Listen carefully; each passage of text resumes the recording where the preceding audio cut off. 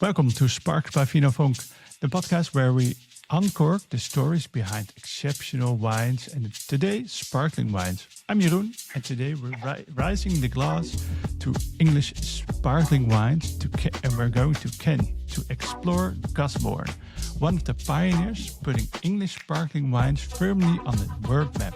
My guest is Laura Rhys from Gusbourne and we're tasting through 4 exceptional wines from their range.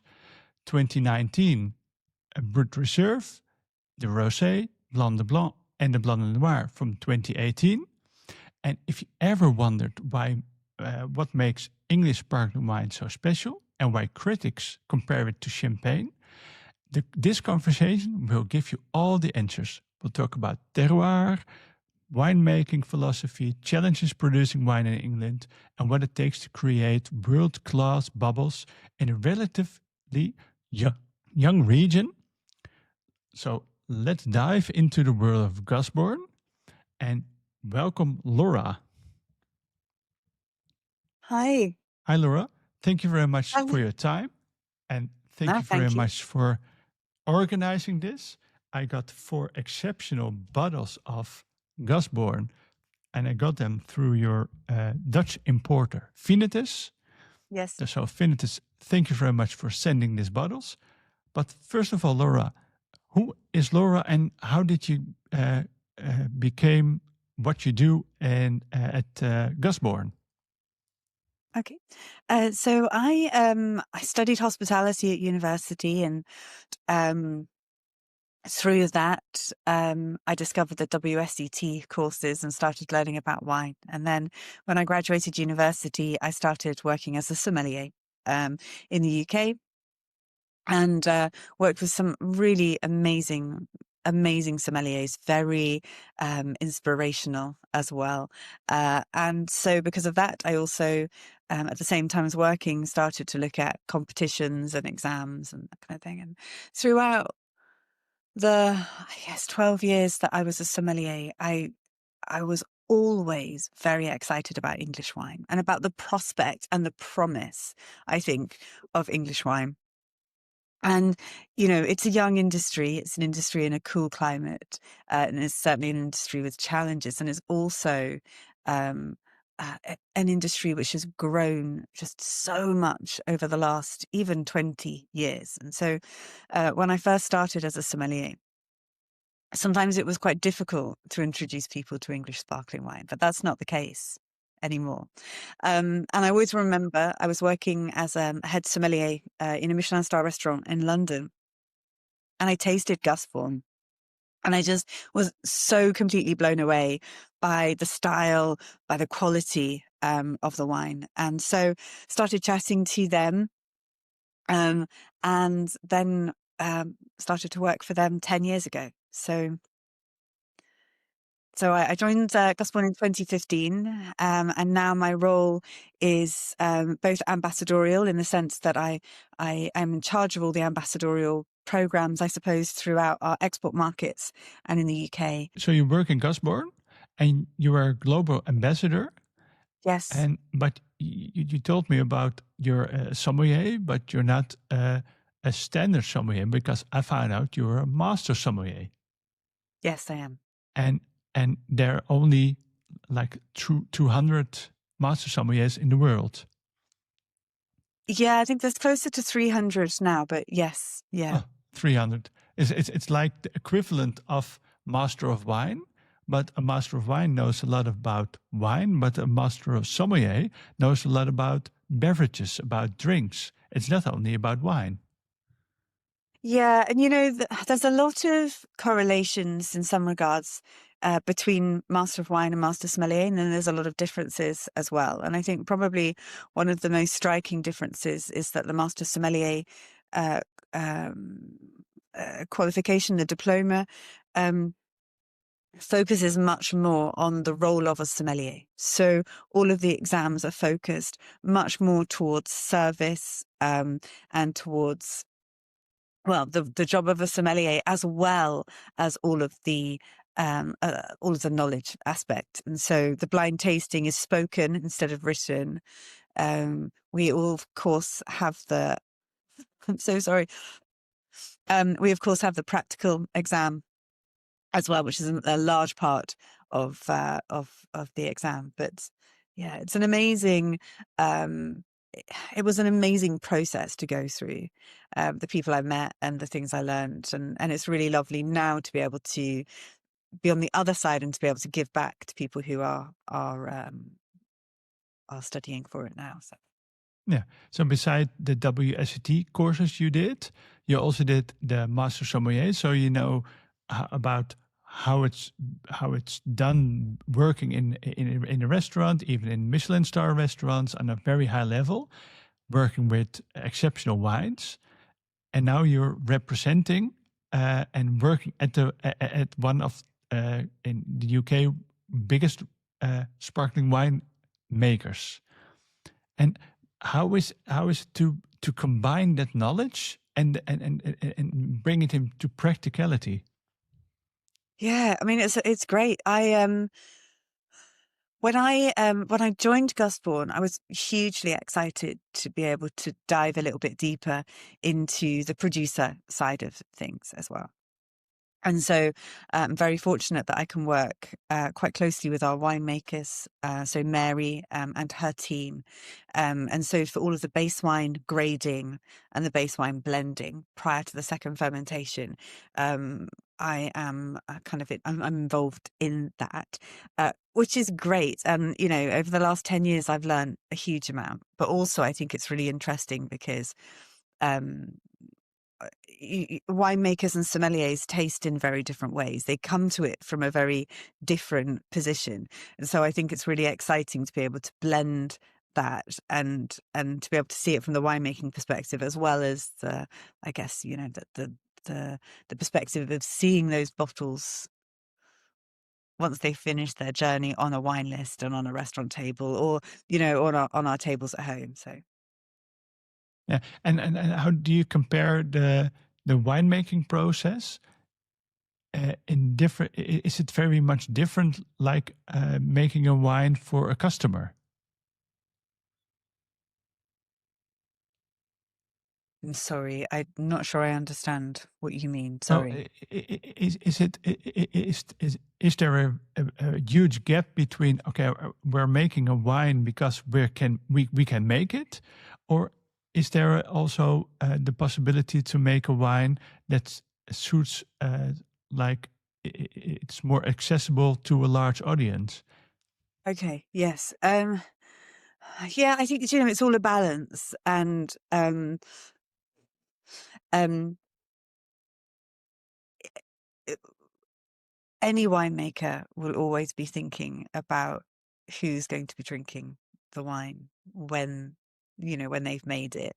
And it's no different at Gusbourne. And I think that's a really kind of natural way. And I'm sure it's the same for many different winemakers that, you know, when we work in the wine industry, we develop a sort of palate that likes a certain style of wine. And I think it's about recognizing that and then also thinking about kind of finding that balance so that the wines are still accessible. So yeah. Yeah, and talking about Gusbourne, it's a very young company if you compare it to other wine companies or sparkling wine companies. But when was it founded? So we planted our first vines in 2004. And then our first vintage was in 2006. So we're just coming up to, gosh, 20 years since our first vintage, which is hugely exciting. Yeah, and just a curious question: you have almost 20 years history. When will the 2026 vintage will be launched? Because that's a very special vintage.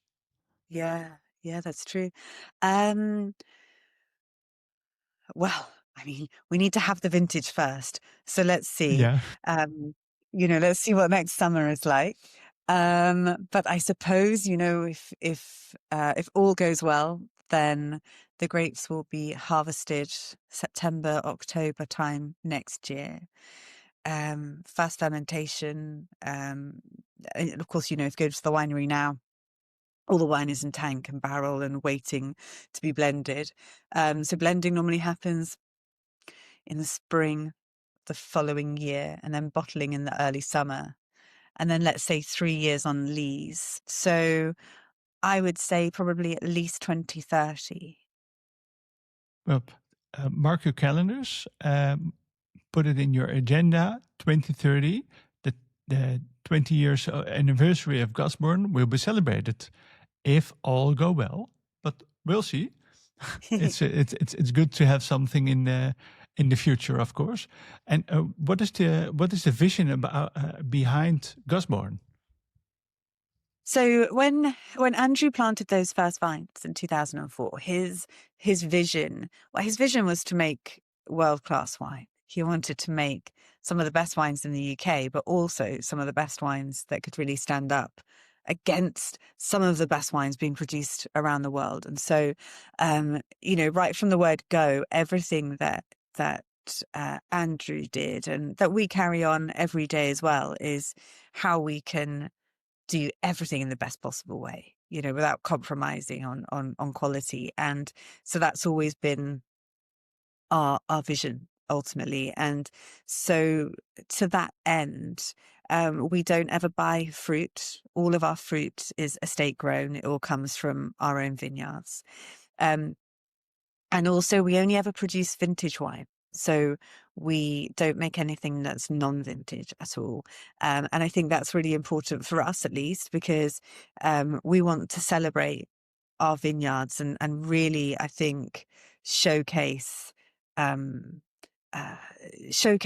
snapshot of time in a sense of where these grapes came from and in which year. And it's been so fascinating over the last 2 decades to look at these vintages, each of them different, and yet each of them with something kind of special and with a Gusbourne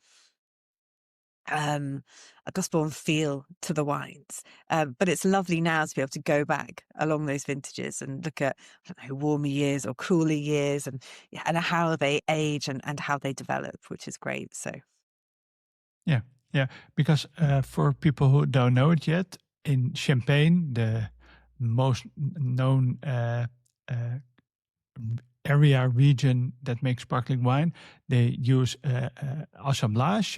They blend different kind of years with a vintage champagne. Like for now, they making. We are now in 2025. They make wines from champagnes from 2025 and reserve wines from other years. And it's very special in that area when they make a vintage wine. They make wine from grapes from that year and nothing else. And that is your signature. You only use grapes from 1 year. So it's what they think in Champagne, it's very special. We do it, they only do it in exceptional years. That's your signature. You only do that. You only make wines from 1 year, from grapes from 1 year. And yes. what is that? Why do you have that philosophy? Because you could also think, okay, they do it in Champagne. They could do it for a reason. Well, let's do it also. Yeah. Well, when we first started making wine, we didn't really have the opportunity to make a non-vintage or a multi-vintage blend because we planted 4 hectares the first year, and I think a similar amount the second year and the third year, and we've sort of grown gradually. And so those very first years, we didn't really have wine that we could afford to set aside. So it was naturally, anyway, a single vintage wine. And I think as the years carried on, we noticed how special I think the wines were and how special the vineyards were, and we wanted to keep highlighting that every year, I think. So so that's not to say that the conversation of non-vintage hasn't come up with, shall we, shan't we, but we've always decided to stay single vintage. It's for us, I think, just makes the wines very special. So yeah, because it's not like it's not a choice by the terroir in England, because there are also other sparkling wine makers in England. Very well known is also Night Timber. Yes. What is the main difference between Gusbourne and Night Timber in your opinion? Well, certainly, I mean, Night Timber, they do single vintage wines, but their kind of classic cuvée is non-vintage. So I suppose we're different in that sense. They have vineyards in Sussex and Hampshire and Kent, and I think we're much more firmly based towards Kent in terms of our of where our vineyards are. Um, but we also have similarities. I mean, certainly, the terroir in some regards is quite similar. That the grape varieties that we're using, of course, Chardonnay, Pinot Noir, and Pinot Meunier, we're using that, and so I think stylistically, certainly there's differences, um, but some similarities too, I think. Yeah, and you were only focusing on Kent, but why only on Kent? So our first vineyards were in Kent, and they're very coastal vineyards. They're 6 miles inland from the coast, from the English Channel. So really in the warmest, driest corner of the UK, really, that southeastern bit, and the coastal climate and the maritime influence is really beneficial for us in terms of how it moderates the climate and helps with frost risk. The vineyards are really low down, so they're 40 meters above sea level. I think we're all quite familiar with low elevation, but that really helps to capture warmth as well. And we have clay and sand soils in Kent. And I think having that kind of richer clay gives lovely ripeness and lovely weight and intensity to the wines, which I think is great. And 10 years later, we then took on some vineyard land in Sussex, but still the majority of our fruit comes from Kent. So you have two sort of quite different terroirs, I suppose. Kent, obviously clay and sand and lovely ripeness coming from the fruit. And then our vineyards that we have in Sussex are on chalk, and they're higher in elevation. And there's more sort of kind of racy acidity and more precision, I think, in the Sussex fruit. And then the weight and the generosity comes from the Kent fruit. And I think it's the Kent site that probably marks Gusbourne's style in terms of the style of wine that we make, which, they tend to be slightly more generous, more rounded, kind of richer in style. And I think a lot of that is because of those really special vineyards with clay in Kent. So.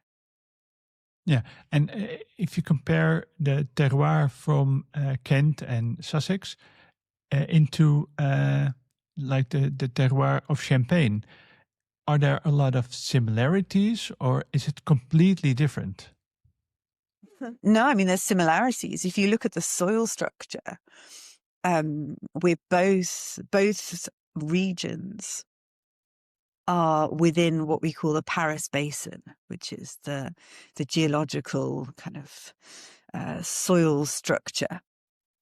And it's shaped like an oval, goes north to south. And the northern tip is in the southeast of England, and the southern tip encapsulates regions like Champagne, the north of Burgundy, the east of the Loire Valley. So that whole kind of soil system underneath is very similar. I think climatically we're quite different. Certainly we're cooler than Champagne, but also probably more maritime in terms of our influence. But so there's similarities and differences, which is nice. And I think you see that in the wines as well. I think a lot of producers in the UK absolutely took inspiration from Champagne, both in terms of style, but also in terms of quality as well. And, what we were all aspiring to was the quality and the style of Champagne. But what's really interesting is over the last 10 20 years to see the development of the industry in the UK and to see, I think, uh, the emergence of a style of English sparkling wine. And, you can put them side by side, champagne and sparkling, and you'll see, champagne and English sparkling, and you'll see a lot of similarities, but I think sometimes you can also pick out some differences too. And what are the main differences for you? Um, I think, well, it's hard to generalize because there's so many producers in Champagne and so many producers in England. And so it's hard to put it into just one sentence. But I do think that the acidity is different in English sparkling wine to Champagne. And also, I wonder if the fruit profile feels more kind of lifted in English wines. You get all of that like super intense citrus, green apple fruit. And I sometimes notice that maybe it takes a bit longer for English wines to show some of those more autolytic characters. And whether or not that's to do with, I don't know. I don't know what it's to do with, but sometimes I feel that. And, these wines major on the fruit perhaps for a little bit longer. Maybe it's all about temperature, because like 20, 25, maybe 30 years ago, the temperature and the climate was how it's now in Kent or southern England, was in Champagne.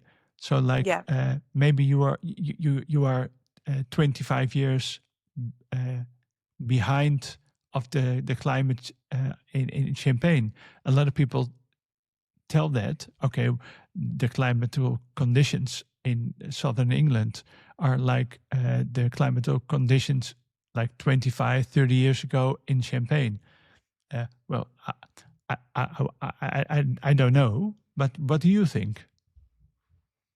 Well, I think if you look at average temperatures, then it's easy to say that the average temperature we have now in the UK is similar to the average temperatures that they had in Champagne kind of 30 or 40 years ago.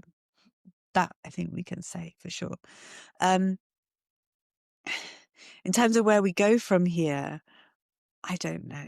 That's a little bit more uncertain, isn't it? Because I think none of us quite know what's happening to the climate. But I think what we can certainly see in the UK and at Gusbourne as well is that even in 20 years, there's been a shift in terms of average temperatures within our vineyards and the ripeness of the fruit within our vineyards as well. So, it's certainly positive in one way, but it also, I think, brings with it a lot of unpredictability in the weather. And I think, we're all seeing that. So it's about finding that balance, I think, really. Yeah, so you're already finding that the moment of harvesting is getting earlier every year. You have to harvest earlier because the fruit is ripe already. Yeah, not earlier every year, actually. If you looked at it on an average, then you would say that it was getting earlier. But if you took 5 years in a row, it wouldn't be a standard, because you still have cooler years and warmer years. And sometimes you'll still have years where, it was a warm summer, but not a particularly early harvest. And so it's really interesting to see. But yes, I think if you tracked it on a chart, then that it's certainly on average getting warmer. And if you looked, I don't know, if you looked in the first decade that we were producing, I think we harvested more times in October than we did in September. And then if you look at the second decade, I think we harvested more times in September than in October. But then in 2024, which of course is, only last year, we were harvesting towards the very back end of October, nearly November. So it doesn't always doesn't always track. But. No, and talking about vineyards, You talked about what kind of grape varieties you use. You use Chardonnay, Pinot Noir, Meunier, or Pinot Yeah. Meunier, the same main grape varieties from Champagne. But Yeah. do you also use the same clones as they use in Champagne or other parts of France? Or hmm So in our vineyards, we've got about 40 different clones. And they're split in the majority between Burgundy clones and Champagne clones. The Champagne clones are great for sparkling wine, and the Burgundy clones are also really exciting for sparkling wine. They tend to yield a bit lower, so you have a bit more intensity, a bit more weight, a bit more ripeness as well. But also it allows us, although we're tasting the sparkling wines here today, because we have Burgundian clones, it also allows us to make tiny parcels of still wines as well, which is really exciting. so you also make still wines. We do, yeah. Like in Champagne, they also make still wines. It's like called Champagne. No, Ah, how do they call it It's there? called, Ch- um, Coteau oh my Champenoise. gosh, Coteau Champenois. Yeah, Coteau Coteau, Champenoise. Yeah. yeah, So, like in Champagne, they call it Coteau Champenoise. But how do yes. you call it in England? We just call it Pinot Noir and Chardonnay. Yeah, yeah. It's so simple. It Because is. but what I found very interesting, because uh, it's like it's not English champagne, because champagne is a very strict regulation. You call it English sparkling wine, but a hmm lot of similarities are on the bottles. Like uh, you call it Brut Reserve, and you hmm call it Blanc de Blanc, Blanc de Noir. Is that because of the terms that people know these kind of terms of wines? Yeah, I think it probably is. I think that Blanc de Blanc, for example, and Blanc de Noir are terms which you can find around the world. So yes, of course, champagne and English sparkling wine, but also you can find it on a Tasmanian sparkling or maybe a sparkling wine from the US as well. So it has become, I think, a very universal term um, when we talk about yeah, Blanc de Blanc, so wines made only from Chardonnay or from white grapes, for example, and so we decided to adopt that as well. Yeah, yeah. Maybe also in the Netherlands they make Blanc de Blanc, Blanc de Noir. I have to do some research of it. But the last question about the vineyards and how you work. Do you work organically? Do you work sustainable? How does it? How do you work?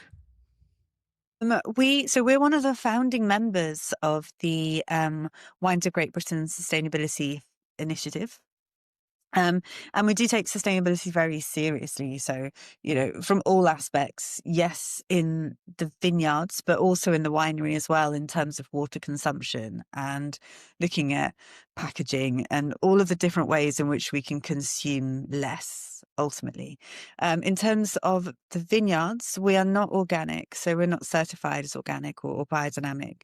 Unfortunately, in the UK, it's just so hard um, to be organic with the amount of moisture that we have.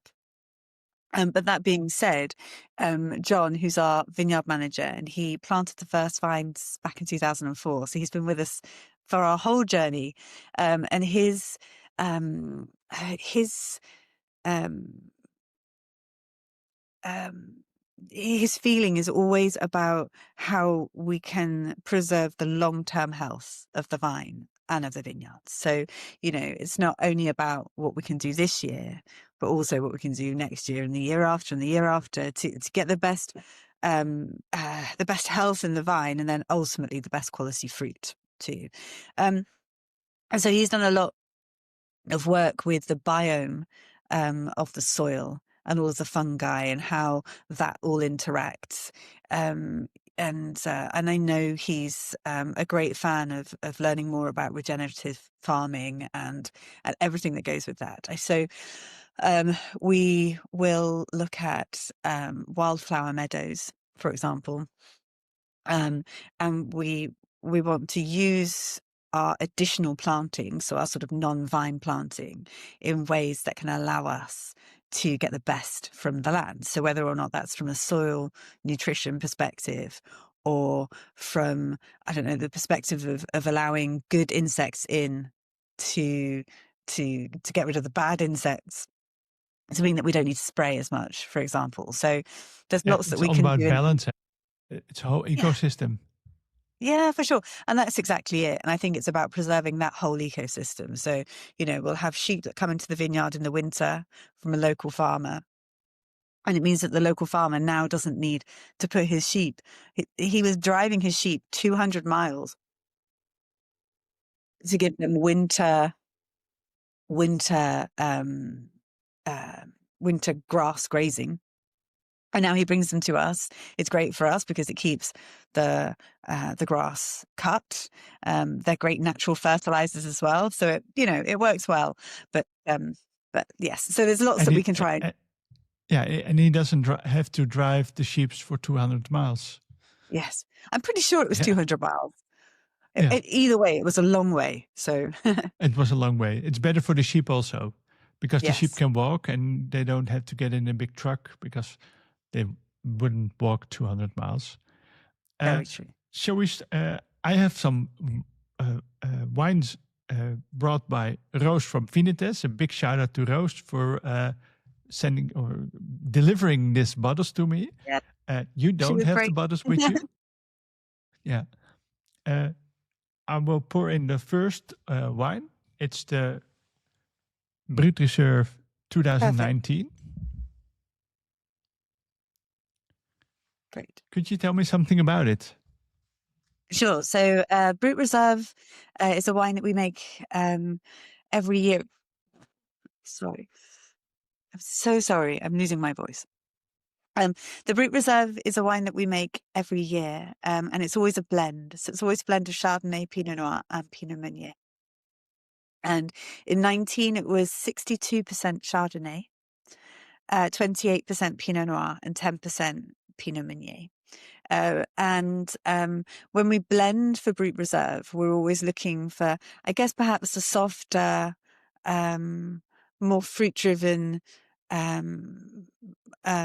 more round styles of base wine. So in this vintage, it's quite heavily dominated by Chardonnay, but that will change year by year because we're blending, of course, every year, and every year the base wines are different. So in 19, it was quite heavily dominated by Chardonnay, and I think on the nose you get a lot of that kind of citrus, green apple, orchard fruit, but also underneath that there's more kind of red apple or apple skin, or kind of peach, apricot, stone fruit characters coming through too. Yeah, and a lot of richness. Yes. The main thing I think I got is like an oaked Chardonnay.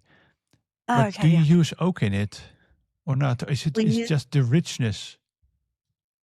I think it's a bit of both. So we do use a little bit of oak here in all of our wines when we're blending. The kind of backbone of the blend is from stainless steel fermented base wines, but we will always add in a little bit of oak. And I think normally it's the kind of 8 to 12% oak, and a lot of that can be old oak as well, because what we want from the oak is more from a mouthfeel perspective rather than from a very flavour perspective. But the 19 vintage will have had probably about 3 years on lees, and now it's had some more time on cork as well. And I think that time post disgorgement on cork also helps to bring kind of that really sort of toasted, more nutty, more autolytic character as well. Yeah, so in that way you have the flexibility, because the regulation doesn't say, okay, you have to have like 3 years on lease. The regulation is like the same as in Champagne, like 15 months on the second fermentation for English sparkling wines. No, it's 9 months. 9 months? Oh, I think it's 9 months. and 9 months. You do a minimum of 3 years. Yeah, I mean, Brut Reserve, it depends on the vintage. So um, sometimes we might release it with maybe 2.5, just under 2.5 years. But then every vintage will be slightly different because it's about when the wine is ready. And also, we don't disgorge everything all at once. So when we release a wine versus kind of the last disgorging of that wine could have, I guess, 6 or 9 months more on lees. Perfect. And after the disgorgement, what I learned also at my champagne specialist course, and it's also suitable here, of course, is that you develop more autolysis characters because you have like the Maillard effect of the Chardonnay. Yeah. But you also have a lot of more balance. And one time I had a conversation with a champagne maker. He said like when you do the disgorgement, it's like if a bottle of champagne was a human, you cut off an arm and you have to recover because you don't live anymore without, you live without an arm. And is that the same philosophy of Gusbourne, waiting a couple of months more before releasing after the disgorgement? Yes. Yeah, exactly. Yeah, and it's absolutely right. It takes a little bit of time for the wine to recover post disgorging. So I think we try to aim for at least 3 months pre-release.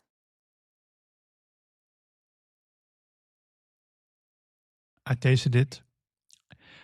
I already knew Gusbourne and I already loved it. But what I found very interesting is it's very rich, very full. You have a lot of flavor, aromas, but it's not too complex. It's very accessible. And at the same time, you have different layers of acidity. And the layers of acidity are like knives between the rich uh, aromas. And at the same time, they're like a shaker, shaking everything up, making it a very nice balance. Yes. And it's not your typical standard basic sparkling wine. It's very serious, but at the same time, I have a little bit of a sea breeze, and it's a little bit lighter than a tropical flavor, but it's not as warm as a champagne. It's different, but at the same time, the effervescence, the mousse, the bubbles are integrated, and it's on one side it's completely different, and at the other side it's the same. How do you explain that? I think, you know, um, I think a lot of it is down to terroir. I think that is down to where the grapes are grown, but also the winemaking philosophy as well. We look for ripeness in the fruit and really kind of solid flavor development. And yet at the same time, we're in the UK, so we have that kind of natural high acid, which is great.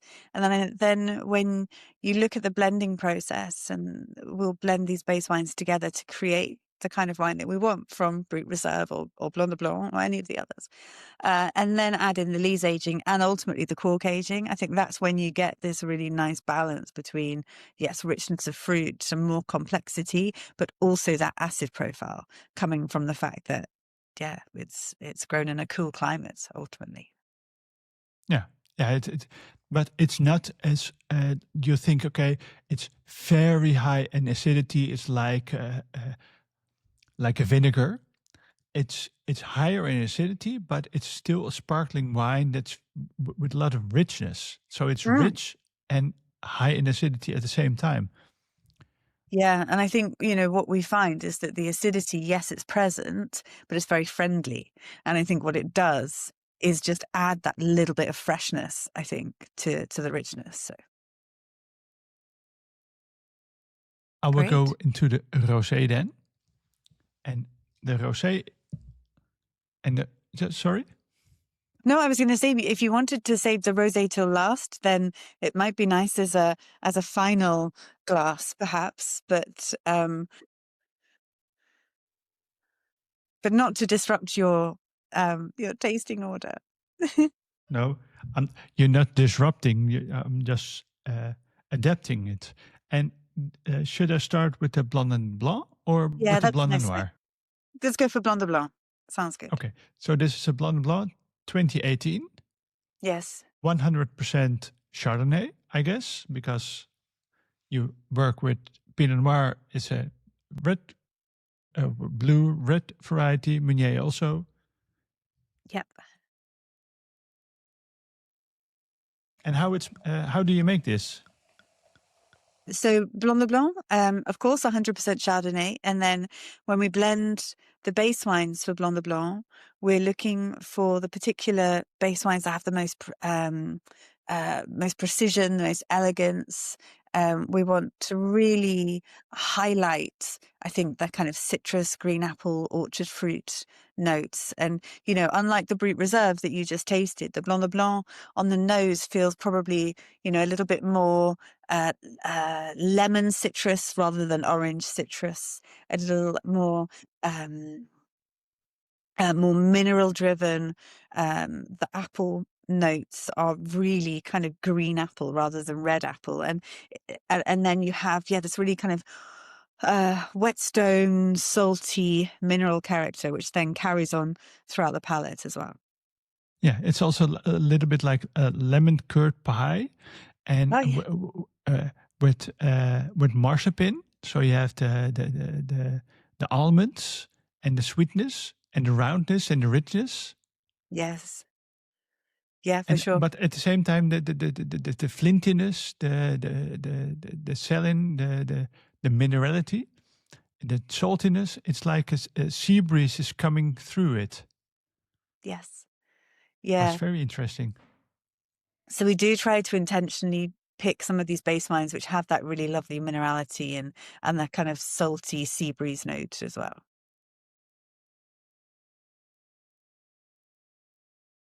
And it's lovely again. But the mousse is more calmed down, like the 2019, and it's very rich, very round, very nice structured. Normally, Mm-hmm. a Blanc de Blanc from the famous area in France, Champagne, for me is a little bit the effervescent. The mousse is a little bit too shy. Okay. And it's like it's a little bit the mousse is like when you open a bottle of Coca-Cola for after 1 week, that kind of experience. It's a little bit off, but this one is very present in a very nice way and giving it a more aromas, more it pops very nice in your mouth, and all the aromas and all the flavors. But I also have a lot of spiciness in it. Spices like cardamom, cinnamon, Mm-hmm. Asian spices. And Yes. yeah, that's not what I think. Okay, it's cool climate. I don't think about spices. It's true.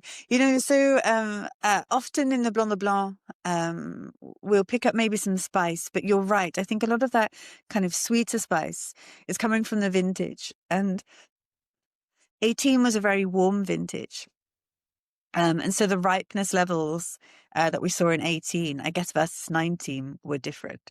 And I think the intensity of the ripeness in 18 was really pronounced. And so because of that, that's where I think perhaps, we're talking about lemons, but it's lemon curd or it's kind of that marzipan note because there's so much richness in the fruit because it was a lovely warm vintage. So Yeah. Oh, it's amazing. But how do you make the selection between this because you have different vineyards, different plots? Do you make a selection of the plots and do you vinify it by themselves? And do you select them?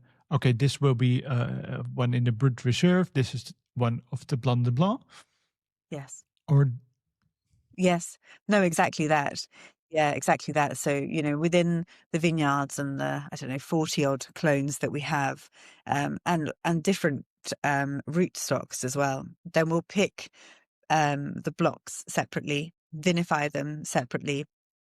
And it means that when we're blending, we're probably working with somewhere around 200 different base wines for any given vintage. So that's how we can then set aside particular styles of base wines for the different cuvées. so for the Blanc de Blanc, you you make a selection of 200 base wines, but Well, for how do all you of the make wines. this?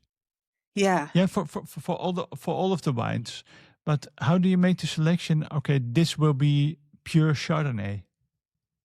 Because I think it's about the structure. So when you have each of these base wines, and we might have, so we taste them in different flights, and so we might have a flight of 6 wines, and it'll be 6 different Chardonnays, and they'll be from different parts of the vineyard with different clones, but they'll all taste different. They'll all have different structure, different flavor profile, different length. And so when we say, okay, this is for Blanc de Blanc, then the base wines need to have a bit more um, uh, not length, because it's not as straightforward as that, but they need this line of structure running through. And so if you imagine that perhaps a base wine for Brut Reserve might finish on the palate and feel round, then a base wine for Blanc de Blanc might finish on the palate and feel like it finishes in a point, if that makes sense. And so it's structurally and flavor profile. The wines there are different. And also Blanc de Blanc ultimately, I think, is made as a wine to age longer than Brut Reserve. And so that has an effect in terms of what we decide to blend. Yeah, and what is your role in that blending process? Are you part of the tasting team? Yeah, so I mean, obviously Mary, our head winemaker, heads it all up. And generally Mary, her assistant, Joe, AJ, who's head of operations, and myself, we'll all 4 of us sit down and grade all of the base wines. And during that grading process, we'll look at structure and flavor profile and how these wines fit into the different blends. And then that kind of starts the process. And then Mary and Joe and the winemaking team will take that away and they'll look at prospective blends. And then sometimes I'll come in and taste some of the blends, and sometimes I won't because I might be in, I don't know, Japan or America or the Netherlands. But it's very much Mary's decision anyway. So um, uh, as much as I can, I really like to be there for the base wine grading. And if I can be there for the blending, then I love it because it's so interesting. And I love to be, I love to watch it and to be involved in it. But sometimes it's not always possible. So I tend to at least, yeah. Yeah, and is it always at the same time in the day? We tend to do it in the morning, yeah, and we'll split it over lots of different days because you can't taste too many base wines in a row because the acidity is so high at that point. So we tend to probably taste maybe only about 15 wines a day max. And then we'll do it in the morning before lunch. Yeah, and why is it so hard? Because the acidity is so high, but why is the acidity so high for the base wines? Because they're naturally so high. And I think it's like, I suppose it's like if you were going to taste, I don't know, if you were going to sit down and taste 50 Shiraz from Australia, if you had one, then yes, you would think, okay, well, the tannin's quite a lot and the fruit profile's really intense and the alcohol's medium plus to high and that's lovely, la, la, la. And I think by the time you tasted 50 of them, your palate would be very tired and you wouldn't feel the nuances. And it's the same with these base wines. So, I mean, yes, we probably could taste 50 in a day, but I think by the time you get to the end of it, you've lost the ability to pick up those little things that make it different. And so that's why I think Mary made the decision that we would taste 15 a day. And I think that's a good number. And then that Yeah, allows us to because give full focus on those. yeah, and so 15 is the magical number for tasting the base wines. But I also learned that during the second fermentation, the acidity level will lower because Hmm. of the second fermentation. Yes, that's true as well. Yeah. So so you're not tasting the same acidity level as I'm tasting now, Yeah. or as in the Exactly. bottle. It's much higher. Yes. Yeah, absolutely. Yeah. Yeah. Shall I go to the Blanc Please, de yes, Noir? Blanc de Noir. Yeah, And that's a great is it idea. made of Pinot Noir and Meunier, or only Pinot No, Noir? that's 100% Pinot Noir. Hmm. Yep.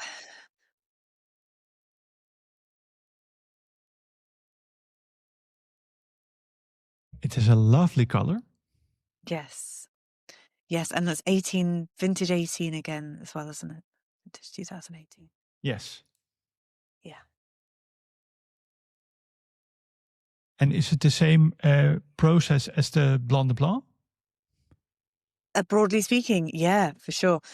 So again, we will isolate the Pinot Noir base wines that, I mean, when we think about Blanc de Blanc, we're thinking about precision and elegance and that salty minerality. And when we're thinking about Blanc de Noir, we're thinking about the intensity, the weight, the generosity, like the richness that we find in Pinot Noir. And I think we have to be very selective in terms of the base wines that make sense to go into Blanc de Noir. So yes, they need to have the red fruit, maybe stone fruit character, but also they need to have something a little bit darker, so blue fruits or something more spicy, something richer and fuller as well. Yeah. I compared it in the nose Hmm. very, very fast. And Yeah. the Blanc de Blanc is for me like walking into a cookie factory. And Hmm. the Blanc de Noir is like walking into a forest. And a forest with a little bit of rain, with Hmm. wet leaves, uh, wet soil, and and in that way you get more in the Blanc de Noir. You have more spiciness, more uh, yeah, more warm characters, Yeah.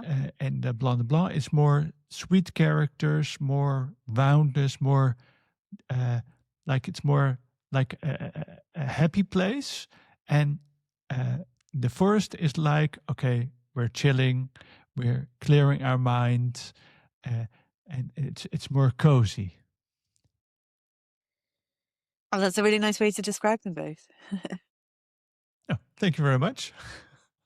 And but also the spiciness give it more flexibility to serve it uh, during a meal. Mm. One of the questions I got on Instagram was from a friend of mine, Antonello Nicastri. He's working in at Hotel l'Europe as the head sommelier. He's the wine director there, and he's working mostly also on in Flore, the 2-star Michelin restaurant. And he asked me, okay, but can I serve it into the wine pairing? Can I serve it in my restaurant? What are the references in the world? So that's one question I got for you. Do you have experience working with Gusbourne, like Blanc de Blanc, Blanc de Noir, or other wines in a Michelin star restaurant? Yes, for sure. So, I mean, we work in the UK and in our export markets with lots of really amazing restaurants, and some are Michelin star restaurants. Some are, they don't have a Michelin star, but they are like wonderful restaurants anyway. And I think what's really wonderful about working with restaurants like that is the ability to have fun with matching these wines with food. And there's so much versatility when we think about sparkling wines and food, and especially these wines. Gusbourne wines are very food friendly because they have that structure, and perhaps a little bit more complexity and a bit more weight and generosity. And you know I love the Brut Reserve with pan-seared scallops, for example. And I love Blanc de Blanc with, I don't know, seafood with a lemon butter sauce, or I don't know. I mean, there's so much that we can do with all of them. And you're right, you know, the Blanc de Noir, because there's a bit more weight to it.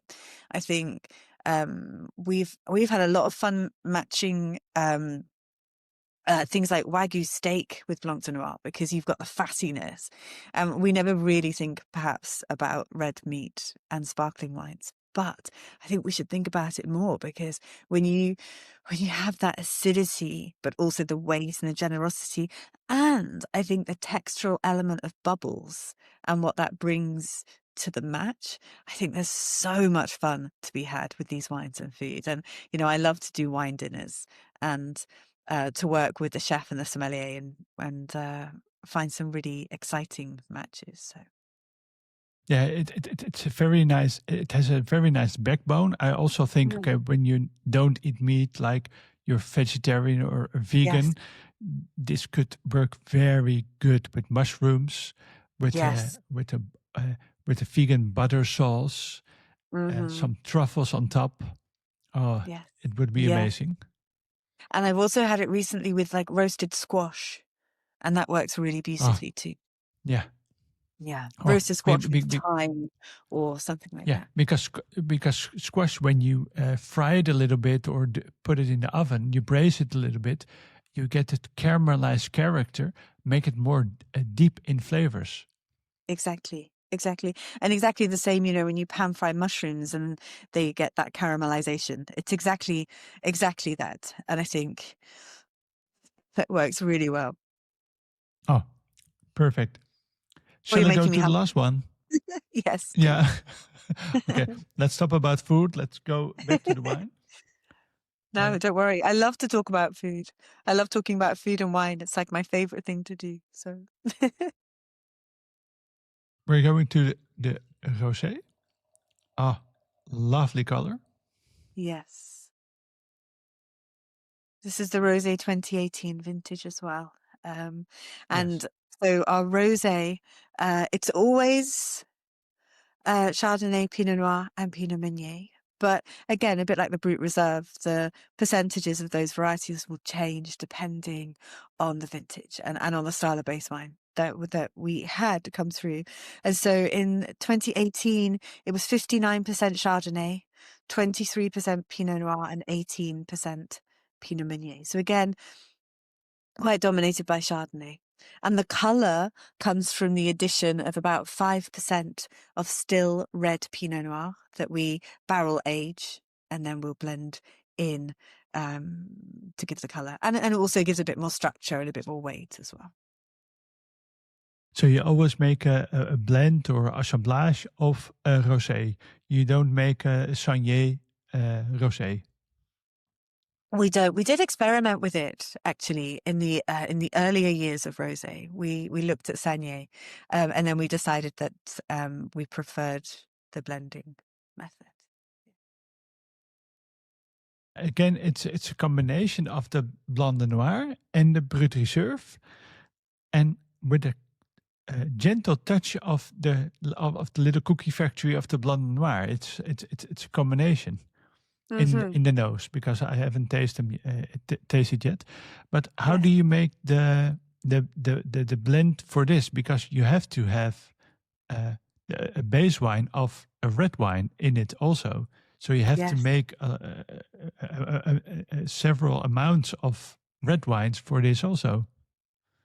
Yeah. So when we're blending for rosé, we'll blend the kind of core blend first. And, you know, again, we're looking for base wines which maybe have a little bit more fruit character, more leaning towards red fruits or stone fruits or kind of slightly spicy orange citrus, that kind of character. But something that feels really fruit driven, I think. And then once we have that, then we'll add in the still Pinot Noir, which is Pinot Noir that we set aside especially for rosé. Um, and we it's interesting because it's always a balance, like as all these things are, you know, when you're balancing between having enough color, but the Pinot Noir will bring color, but it will also bring flavor and structure. So you add too much in, then it changes the structure too much. So that's, I think we generally feel kind of 4 to 5% ish is a nice amount. Yeah. And it's not too much to add too much tannins, but the 5%, 5% adds a little bit of tannins also, because you have more tension on it, more tension in your mouth, more tension in the nose, and Yeah. it's more a serious backbone, making it a better wine to end with this tasting also, and making it also more okay. This is what we could also do, because we're now tasting 4 different kind of wines from Gusbourne, but you make lots of more still wines, but also more sparkling wines. What is the main goal of the rosé? For the rosé, lots of people think, okay, rosé is for the summer. We don't need it in the spring or in the wintertime. But this wine is very has a lot of structure, is for all year. Is that the main goal? Making a rosé sparkling wine for all year? I think the goal, I mean, it's an unintended consequence of the goal, for sure. I think the goal is to make a wine which, in its youth, yes, it has all of that vibrancy of red fruit character and a lovely kind of weight and generosity. And so it can be a perfect aperitif for a summer barbecue, for example. And believe me, it can be quite dangerous as such. But I think what's fascinating is as you see this wine age as well, then it picks up more complexity. And it becomes more serious, and the Pinot within the blend becomes more savory. And so you get this kind of savory herbal note coming through. And, we were talking about food matching for wines. And I think food matching with this rosé is so special because you can match it with a dessert that's not too sweet, maybe something that's a bit nutty or creamy or red fruit based. You can match it with meat, with vegetables, with seafood, with there's so much. I think it's a fascinating wine, and I always love watching the rosés age and seeing how they develop. So Yeah, you talk a lot about aging the wines. It's a very new perspective for lots of people, like using different kind of wine glasses also, because I'm using the same glasses now because I want to have the same experience every time. But if people have buying these kinds of wines, a lot of people think, okay, I have to buy this wine, I have to drink it straight away. But in your opinion, what do people have to know when they buy a bottle of Gusbourne? I would say that if you want to buy it and drink it, then do. Absolutely, go ahead. But these wines will age as well, especially something like the Blanc de Blanc.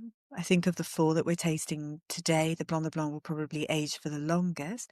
But even so, the Brut Reserve or the Blanc de Blanc, sorry, the Blanc de Noir or the Rosé, you could easily put these wines into a cellar for 5 years or 5 to 10 years and see how they develop as well. So I think as these wines age, and I think as traditional method sparkling wines age generally, because of the acid profile, and because of the lees aging, they end up picking up much more of these, I guess, what we'd call tertiary or autolytic or toasted, yeasty, nutty, brioche complexity characters, which I think make the wine really interesting as well. And I do say that with some caution, because I know that some people love sparkling wine with more age, like 20 years age, and then some people don't, because as you age sparkling wines, then yes, they become more complex, but that really long-term aging will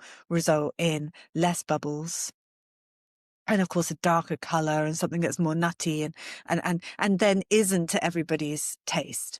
But I think in the short term, it's really interesting for everybody to experiment perhaps with aging sparkling wines. Yeah, and that's why Gusbourne is in a big advantage, because the year of the vintage is on the bottle. When you pick up just any kind of bottle of sparkling wine, the vintage isn't on the bottle, so you don't know is it a blend, is it a vintage, because a lot of cuvées are also a vintage, but they Yeah. don't pronounce it on the bottle. And Gusbourne says it's on the bottle, so if you store it in your cellar, like 2019 or 2018, if you store it in your cellar, in 10 years, you still know, okay, it's 2019. And Yes. so my advice is to people, when you buy one bottle, don't buy only one bottle, buy two bottles, store one, keep patient, and drink one bottle and write Yes. something down.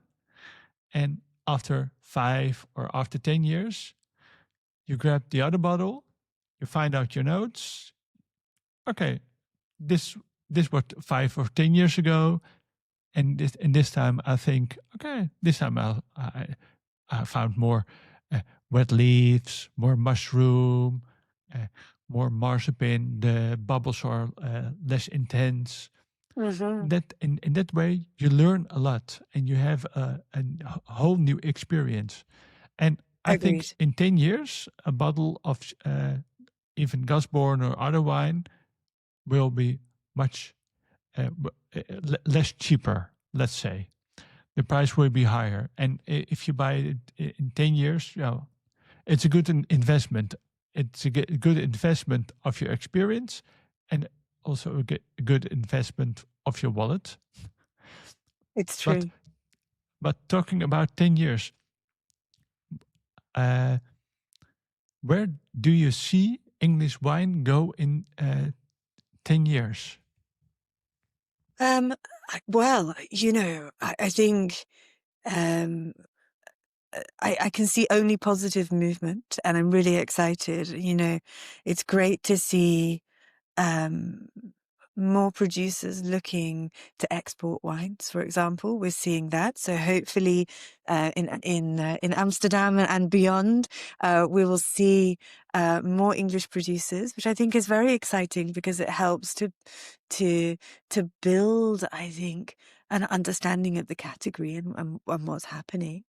I think that still wines will increase. You look at all of the recent plantings in Essex, and a lot of those recent Essex plantings were for still wine production. That's quite exciting.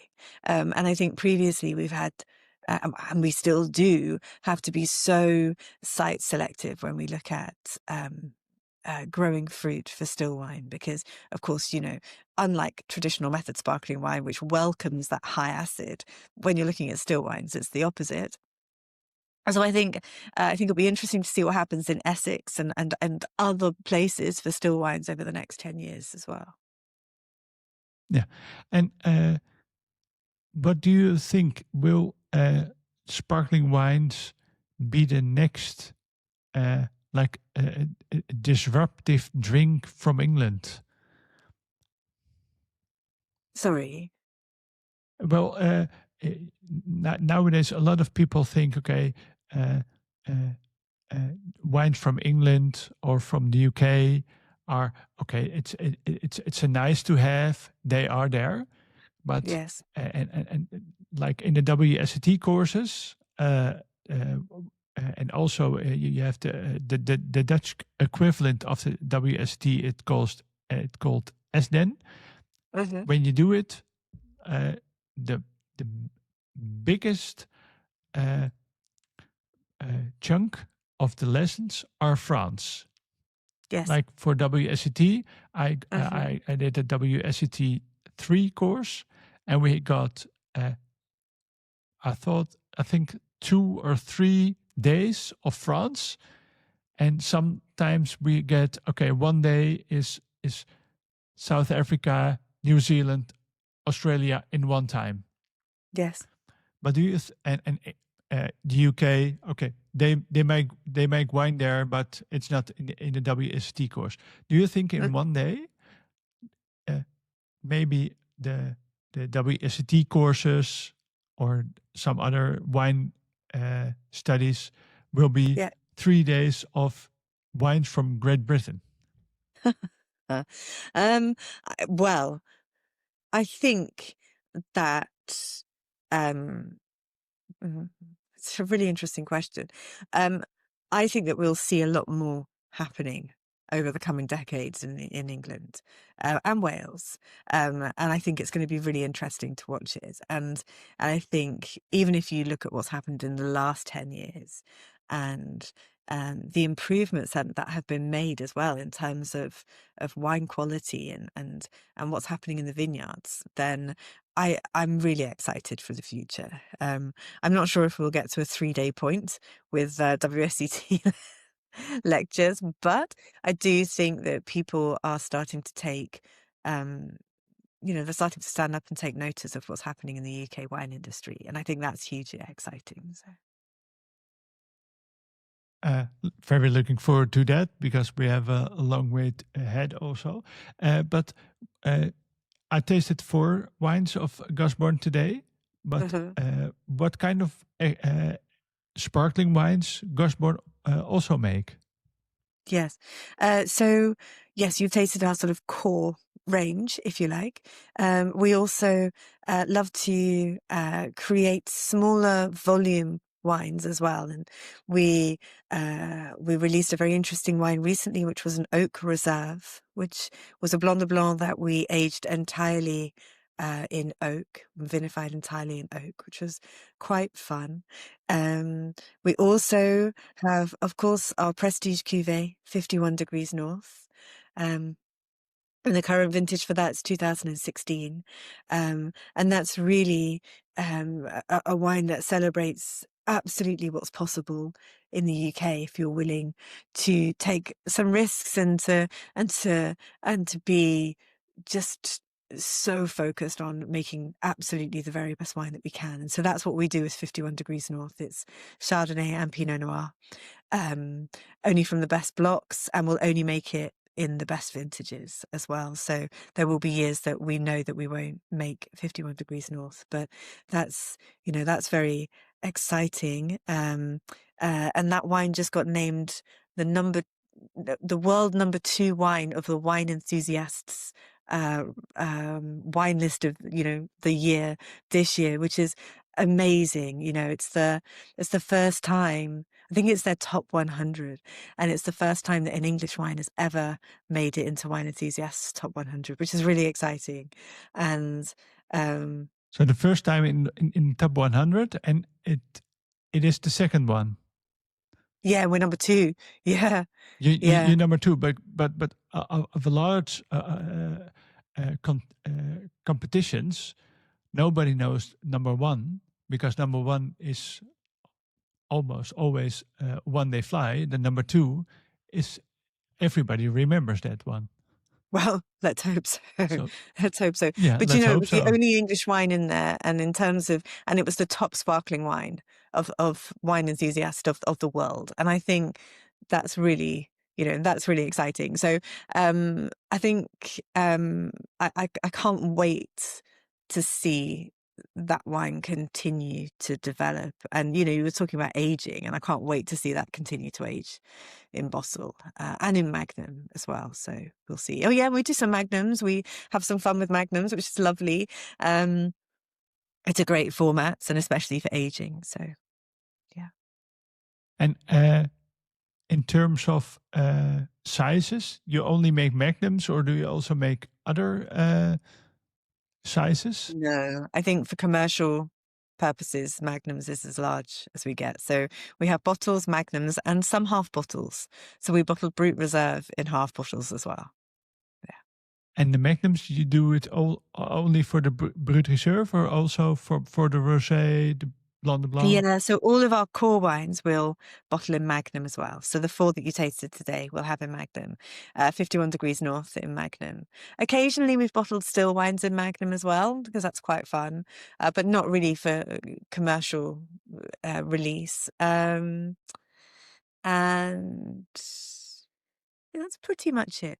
We work a lot with our late disgorged wines, which are wines which we've left on the lees for longer, so they've had longer time on lees, so more complexity.